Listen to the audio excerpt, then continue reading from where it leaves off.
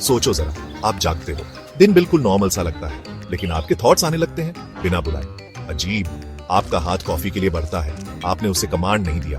एक डरावना एहसास होता है, कोई या कुछ और अंदर है, आपकी डोर खींच रहा है। एक अनदेखा पपेट मास्टर, आपकी मर्जी अब आपकी नहीं रही। ये कोई साइंस फिक्शन का सीन नहीं है, कम से कम अभी तो नहीं।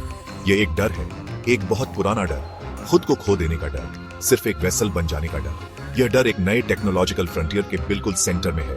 एक ऐसा फ्रंटियर जो मिरेकल्स का वादा करता है, लेकिन डरावने सपनों की आहट भी देता है। एक ऐसा फ्रंटियर जिसे हमें खुली आंखों से एक्सप्लोर करना होगा। ब्रेन कंप्यूटर इंटरफेसेस की जर्नी शुरू हो चुकी है। इसमें इमेंस पोटेंशियल का वजन है और गहरे रिस्क का साया भी। पेश है न्यूरालिंक, एक नाम जो एम्बिशन का दूसरा नाम है, बड़े सपने देखने की हिम्मत के साथ। यह इलॉन मस्क द्वारा बनाई गई कंपनी है, एक विजनरी, एक डिसरप्टर। बाउंड्रीज तोड़ने के लिए जाने जाते हैं, इलेक्ट्रिक कार से लेकर मार्स पर जाने वाले रॉकेट्स तक। अब उनकी नजर अंदर की ओर है, सबसे कॉम्प्लेक्स स्ट्रक्चर पर जो हम जानते हैं, इंसान का दिमाग। न्यूरालिंक का बताया गया मिशन नेक है, गंभीर न्यूरोलॉजिकल कंडीशंस वाले लोगों की मदद करना। Paralysis, blindness, hearing loss. वादा है फंक्शन को रिस्टोर करने का, जो खो गया है उसे वापस देने का, दिमाग के टूटे हुए पाथवेज को ठीक करने का। यह एक पावरफुल ह्यूमैनिटेरियन लक्ष्य है, एक ऐसा लक्ष्य जो हमारी दया की भावना से गहराई से जुड़ता है, लेकिन विजन इससे भी आगे जाता है। थेरेपी से परे एनहांसमेंट है, ह्यूमन कॉग्निशन को आर्टिफिशियल इंटेलिजेंस के साथ मर्ज करने का आइडिया। न्यूरालिंक यह कैसे करने का प्रपोज करता है? टेक्नोलॉजी बहुत इंट्रिकेट है, ग्राउंड ब्रेकिंग। यह लिंक नाम के एक डिवाइस पर सेंटर्ड है, एक छोटा सा चिप, एक सिक्के से बड़ा नहीं। यह चिप इंटरफेस है, बायोलॉजिकल और डिजिटल के बीच का ब्रिज। यह आपके ब्रेन को सुनने के लिए डिजाइन किया गया है, और शायद एक दिन वापस बात करने के लिए भी। इस छोटे से डिवाइस में इमेंस पावर है। लिंक को बस स्कल पर नहीं रखा जाता, इसके लिए सर्जिकल इम्प्लांटेशन की जरूरत होती है। एक स्पेशलाइज्ड रोबोट इनक्रेडिबल प्रिसीजन के साथ यह काम करता है। यह अल्ट्रा थिन थ्रेड्स या इलेक्ट्रोड्स डालता है, इंसान के बाल से भी पतले। ये थ्रेड्स ब्रेन के आउटर लेयर कॉर्टेक्स में पेनिट्रेट करते हैं, वही रीजन जो थॉट, सेंसेशन और मूवमेंट के लिए रिस्पॉन्सिबल है। बहुत नाजुक तरीके से वे न्यूरॉन्स के बीच बुने जाते हैं। ये थ्रेड्स मशीन के कान हैं, वे न्यूरल एक्टिविटी के इलेक्ट्रिकल स्पाइक्स को डिटेक्ट करते हैं। ब्रेन की अपनी language, her thought, her intention, her sensation in signals का एक यूनिक पैटर्न जनरेट करता है। जर्नी पहले ही शुरू हो चुकी है, सिर्फ थ्योरी में नहीं बल्कि प्रैक्टिस में भी। न्यूरालिंक की टेक्नोलॉजी को टेस्ट किया गया है, पहले एनिमल सब्जेक्ट्स पर। बंदरों ने वीडियो गेम्स खेले हैं, सिर्फ अपने दिमाग का इस्तेमाल करके। पेजर, एक मैकैक, ने पोंग गेम को कंट्रोल किया। कोई जॉयस्टिक नहीं, कोई बटन्स नहीं, बस थॉट।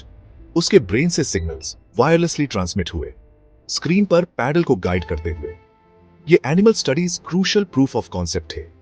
उन्होंने फीजिबिलिटी को डेमोन्स्ट्रेट किया कि ब्रेन सिग्नल्स को रिलायबली पढ़ा और समझा जा सकता है, कि कॉम्प्लेक्स टास्क किए जा सकते हैं। उन्होंने अगली बड़ी छलांग के लिए रास्ता बनाया, ह्यूमन ट्रायल्स की ओर ट्रांजिशन, एंटिसिपेशन से भरा एक पल और इमेंस एथिकल रिस्पॉन्सिबिलिटी। फ्रंटियर पार करने के लिए तैयार था। अर्ली 2024 में एक सिग्निफिकेंट माइलस्टोन, पहले इंसान को न्यूरालिंक इम्प्लांट मिला। नोलैंड आर्बॉग कंधों के नीचे से पैरालाइज्ड। बड़ी शक्ति के साथ बड़ी जिम्मेदारी आती है, और अक्सर बड़ा डर भी। न्यूरालिंक के पोटेंशियल बेनिफिट्स अनडिनायबल हैं, लेकिन शक की आवाजें और तेज हो रही हैं। मेन डर कंट्रोल का है। अगर हमारे ब्रेन मशीन से कनेक्टेड है, तो असल में लगाम किसके हाथ में है?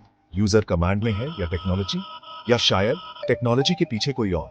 एक ऐसे फ्यूचर की कल्पना करो जहां थॉट्स प्राइवेट नहीं है, जहां आपके गहरे इमोशंस मॉनिटर किए जा सकते हैं, एनालाइज किए जा सकते हैं, यहां तक कि बदले भी जा सकते हैं। क्या आपके पॉलिटिकल व्यूज धीरे से बदले जा सकते हैं? आपकी कंज्यूमर प्रेफरेंसेस इम्प्लांट की जा सकती है? किसी स्टेट या कॉर्पोरेशन के प्रति आपकी लॉयल्टी इंश्योर की जा सकती है? फ्री विल का कंसेप्ट ही खत्म हो जाता है।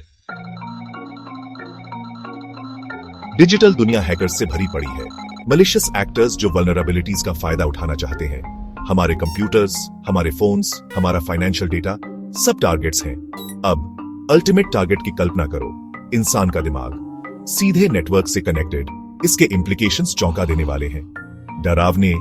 एक हैक्ड ब्रेन एक हैक्ड कंप्यूटर जैसा नहीं है, यह एक हैक्ड सेल्फ है। क्या होगा अगर गवर्नमेंट्स को अपने सिटीजन्स के दिमाग में झांकने की एबिलिटी मिल जाए? डिसिडेंट्स को उनके एक्ट करने से पहले ही पहचानने की, न्यूरल लेवल पर कंफर्मिटी लागू करने की, सर्वेलेंस स्टेट अपने अल्टीमेट फॉर्म पर पहुंच जाएगा। थॉट खुद एक क्राइम बन सकता है, प्राइवेसी एक पुरानी बात हो जाएगी, इंडिपेंडेंट थॉट की हर एक झलक एक पोटेंशियल थ्रेट, मॉनिटर किया जाएगा, कैटलॉग किया जाएगा और शायद खत्म भी कर दिया जाएगा। या कॉर्पोरेशंस के बारे में सोचो, एक हाइपर कैपिटलिस्ट फ्यूचर में इमेजिन करो ब्रेन चिप्स प्रॉफिट को मैक्सिमाइज करने के लिए इस्तेमाल हो रहे हैं। आपकी इच्छाएं धीरे से उनके प्रोडक्ट्स की ओर मोड़ दी जाएंगी।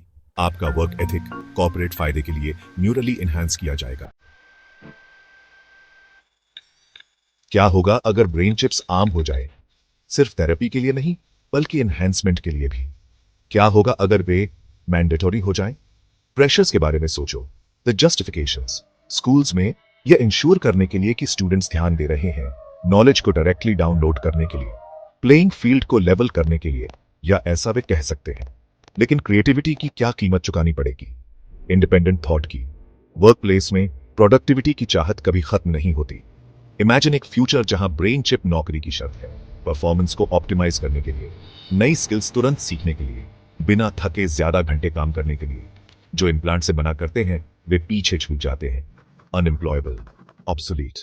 एक नया क्लास डिवाइड सामने आता है, चिप्ड बनाम अनचिप्ड, एनहांस्ड बनाम नेचुरल्स। फिर मिलिट्री है, परफेक्ट सोल्जर की तलाश। Artificial intelligence AI exponential rate से एडवांस कर रहा है, हर दिन और ज्यादा पावरफुल और ज्यादा केपेबल होता जा रहा है।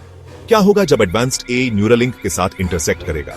जब हमारे ब्रेन्स हमारी अपनी इंटेलिजेंस से कहीं ज्यादा एडवांस्ड इंटेलिजेंसेस से डायरेक्टली कनेक्टेड होंगे? क्या यह ह्यूमन एआई सिनर्जी के गोल्डन एज की ओर ले जाएगा, या कुछ और ज्यादा परेशान करने वाला होगा?